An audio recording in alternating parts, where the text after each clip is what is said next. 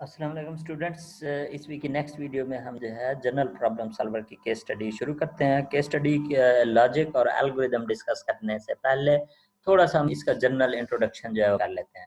तो basically general problem solver जो है क्लासिकल प्रोग्राम है आर्टिफिशियल इंटेलिजेंस में। लास्ट सेंचुरी में 1960s में हर्बर्ट साइमन और एलन नोवेल ने जो है डेवलप किया था। ओरिजिनली ये प्रोग्राम जो है आईपीएल लैंग्वेज में, इंफॉर्मेशन प्रोसेसिंग लैंग्वेज में लिखा गया था और it was consisting of thousands lines of codes. कम से कम 2-3 हज़ार लाइनों का ये code assembly language like programming language environment में लिखा गया था। और उस वक्त भी ये प्रोग्राम जो है रिकर्सिव बनाया गया था। अभी इसे हम जो डिस्कस करेंगे इसका जो है पीटर नॉर्वेग ने अपनी बुक पैराडाइम्स और आर्टिफिशियल इंटेलिजेंस में जो है इसका कोड लिस्ट के अंदर लिखा है, जो कि 16 लाइनों का है। और जो लेक्चर नोट्स में इसका कोड मौजूद है वो भी आप देखेंगे नॉट मोर देन 20 लाइन्स, वो भी 15-20 लाइनों का कोड है पाइथन के अंदर। आपने इस कोड को जो है पाइथन में जो है वो आप एग्जीक्यूट करेंगे। और ये प्रोग्राम जो है बहुत ही इम्पॉर्टेंट और बहुत ही इंटरेस्टिंग प्रोग्राम है। क्लासिकल एआई का प्रोग्राम है, लेकिन इसमें जो है आप देखेंगे कि ये दूसरे कन्वेंशनल प्रोग्राम से थोड़ा सा डिफरेंट है। तो बेसिकली प्रोग्राम को डिस्कस करने से पहले आप ये देखें कि आर्टिफिशियल इंटेलिजेंस, अगर हम फिलोसफिकली या बेसिक लेवल पे अगर हम आर्टिफिशियल इंटेलिजेंस को डिफाइन करें तो रफली स्पीकिंग हम अज्यूम ये करते हैं कि इस वर्ड में हम कहते हैं कि ह्यूमन बीइंग्स जो है वो इंटेलिजेंट एंटिटी है। सिर्फ ह्यूमन बीइंग्स जो है वो इंटेलिजेंट है, मतलब बेशक वो मिस्टेक्स करते हैं, गलतियां करते हैं, लेकिन उनकी कुछ क्वालिटीज़ ऐसी हैं जो कि हम चाहते हैं, जिन्हें हम इंटेलिजेंट क्वालिटीज़ कहते हैं। और वो हम चाहते हैं कि वो हम सॉफ्टवेयर में जो है हम उनको वही क्वालिटीज़ जो है वो हम इनकोड कर दें, इम्प्लीमेंट कर दें। So roughly speaking, artificial intelligence is basically implementing human characteristics, qualities of human beings in the form of a software. तो इस प्रोग्राम में आप देखें ह्यूमन बीइंग्स की क्या क्वालिटीज़ हैं। पहली जो क्वालिटी है वो यही है कि हम ह्यूमन बीइंग्स जो हैं we are general problem solvers. इस प्रोग्राम में, जीपीएस वाले प्रोग्राम में जो है ये सारी क्वालिटी, कम से कम 3 क्वालिटीज़ ह्यूमन बीइंग्स की, कैरेक्टरिस्टिक्स जो हैं ह्यूमन बीइंग्स के, वो आपको नज़र आएंगे। पहला जो कैरेक्टरिस्टिक है वो ये है कि हम ह्यूमन बीइंग्स जो हैं जनरल प्रॉब्लम सॉल्वर हैं। हम किसी एक खास प्रॉब्लम को सॉल्व करने के लिए नहीं है। हम जो है अगर मेडिकल डॉक्टर जो है वो मेडिकल के प्रॉब्लम सॉल्व करते हैं, पेशेंट्स को जो है वो ट्रीट करते हैं। लॉयर जो है वो लीगल इश्यूज को सॉल्व करते हैं। रिलीजियस स्कॉलर जो है वो रिलीजन के प्रॉब्लम्स को सॉल्व करते हैं। फाइनेंस वाले पर्सन जो है वो फाइनेंस वाले प्रॉब्लम्स को सॉल्व करते हैं। तो बेसिकली हम जो है किसी भी तरह का problem as a human being, हमारे अंदर ये सलाहियत है, ये प्रोसेसिंग एबिलिटी है, ये थिंकिंग एबिलिटी है कि हम किसी भी तरह का प्रॉब्लम जो है वो सॉल्व कर सकते हैं। तो कन्वेंशनल प्रोग्रामिंग में ये चीज़ नहीं होती। जब भी आप कोई सॉफ्टवेयर बनाते हैं तो वो किसी खास प्रॉब्लम को सॉल्व करने के लिए होता है। तो ये आर्टिफिशियल इंटेलिजेंस के इस स्पिरिट के जो है ये अगेंस्ट है कि आप एक स्पेसिफिक प्रॉब्लम को सॉल्व करने के लिए कोड आप लिखते हैं। आप जो एआई का प्रॉब्लम है वो आपका जेनेरिक होना चाहिए, किसी भी तरह का प्रॉब्लम सॉल्व कर सके, प्रोवाइडेड कि हम उसे उस डोमेन का नॉलेज अगर दे दें। अच्छा, इंटरेस्टिंगली यही क्वालिटी जो है ये कंप्यूटर में भी है। कंप्यूटर भी और कंप्यूटिंग डिवाइसेस, आजकल मोबाइल डिवाइसेस हैं उनमें भी प्रोसेसर होता है। तो कंप्यूटर भी जो है वो किसी भी तरह का प्रॉब्लम जो है वो सॉल्व कर सकता है। ऑन दी अदर हैंड अगर आप देखें कि बाकी जो डिवाइसेस हैं, most of the electronic devices हैं, वो स्पेसिफिक टास्क परफॉर्म करने के लिए है। लेकिन कंप्यूटर में जो भी आपने प्रॉब्लम सॉल्व करना है उसकी रिक्वायरमेंट क्या है कि उसका सॉफ्टवेयर, उस प्रॉब्लम को सॉल्व करने का सॉफ्टवेयर आप जो है वो इंस्टॉल आपने करना है। तो यही क्वालिटी आप देखेंगे कि इस क्लासिकल जनरल प्रॉब्लम सॉल्विंग से, नाम से लग रहा है कि ये जो है जनरल प्रॉब्लम सॉल्विंग जो है वो हमारा कोड होगा, प्रोग्राम होगा।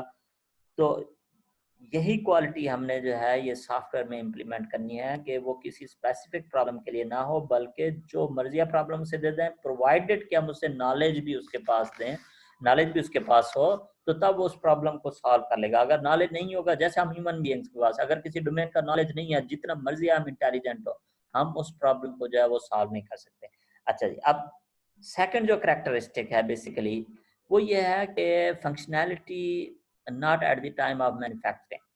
कि हम ह्यूमन बीइंग्स जब हम पैदा होते हैं तो कोई जो है पैदाइशी तौर पे डॉक्टर या इंजीनियर या लॉयर या किसी और डोमेन का एक्सपर्ट नहीं होता at the time of creation. Similarly computer भी जब हम बनाते हैं, कंप्यूटर किसी खास प्रॉब्लम को सॉल्व करने के लिए नहीं होता। इसी तरह से हम चाह रहे हैं कि जब हम सॉफ्टवेयर इनकोड कर रहे हो, तो सॉफ्टवेयर जब हम डेवलप कर रहे हो तो फिर हम उसकी फंक्शनैलिटी को at the time of development of the software हम क्यों इनकोड करते हैं।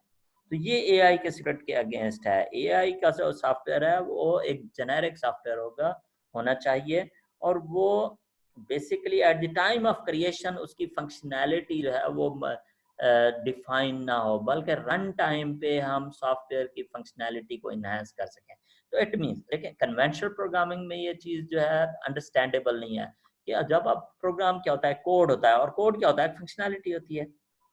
आपने किसी प्रॉब्लम को सॉल्व करने के लिए प्रोग्राम लिखना है, तो इसका मतलब है आपने उसकी फंक्शनैलिटी को कोड के अंदर इनकोड कर देना है और सॉफ्टवेयर आपका बन जाना है।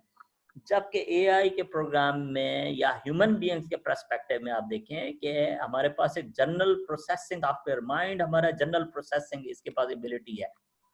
तो सॉफ्टवेयर में भी ये क्वालिटी होनी चाहिए कि एक पीस ऑफ कोड, एक पार्ट ऑफ प्रोग्राम जो कि एक फिक्स हो, जिसके पास प्रोसेसिंग एबिलिटी हो, रन टाइम पे जितना भी नॉलेज आता जाए, जितना भी डाटा आता जाए, तो उस सॉफ्टवेयर की फंक्शनैलिटी इनहैंस होती जाए।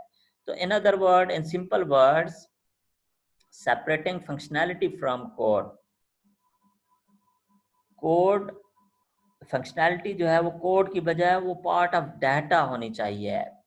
नॉलेज ऑफ एक्शन जो है पार्ट ऑफ डाटा होनी चाहिए, और हमारा कोड जो है जेनेरिक कोड होना चाहिए, एक प्रोसेसर होना चाहिए जिसे हम इन्फ्रेंस इंजन भी कह सकते हैं, जिसके पास ये एबिलिटी हो कि उसके पास जो एक्शंस का, जो फंक्शनैलिटी का knowledge in the form of data आ रहा है, ये हमारा जो कोड है, ये हमारा जो माइंड ऑफ द सॉफ्टवेयर है, वो उसको प्रोसेस कर सके और प्रॉब्लम्स को सॉल्व कर सके। ये जो क्वालिटी है ये कन्वेंशनल सॉफ्टवेयर में नहीं होती। कन्वेंशनल सॉफ्टवेयर जो है उसकी functionality at the time of creation जब वो डिफाइन हो जाती है।